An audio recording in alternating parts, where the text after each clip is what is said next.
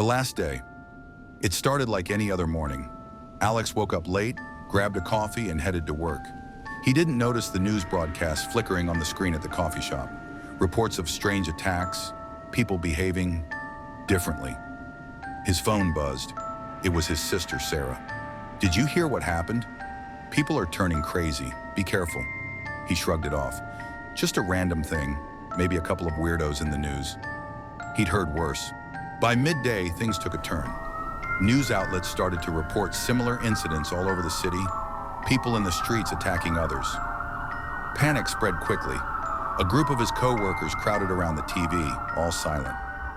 Alex stared at the screen, heart pounding. A woman had bitten a man's neck, blood spraying everywhere. But he didn't collapse. He got up.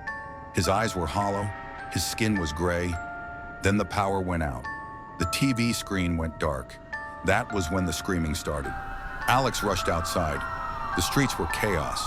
Cars abandoned, sirens in the distance, people running, shouting.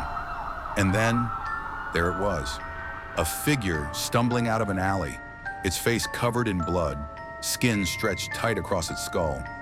It wasn't walking, it was lurching, dragging itself forward, eyes locked on a woman running down the street.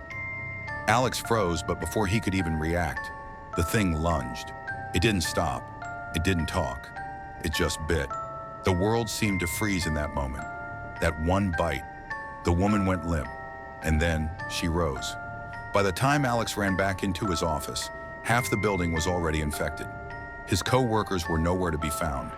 The elevators were down, the emergency lights flickering like broken stars. The hallway was eerily quiet except for the distant sound of footsteps, shuffling. They were coming. Alex grabbed the nearest bag, loaded it with anything useful, and shoved through the emergency exit. The streets were no better. People were everywhere, some trying to run, others already turned. Alex had no choice but to keep moving. By the time the sun set, the city was a shadow of itself, burning, decaying, a world erased.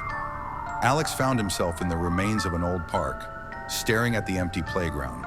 Swings creaked in the wind. The distant groans of the infected filled the air. He could feel it too, that pull. It didn't matter where he went. It didn't matter how fast he ran.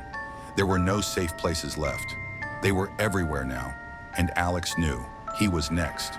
Then the fires burned out, the screams faded, the footsteps stopped, and the world turned silent.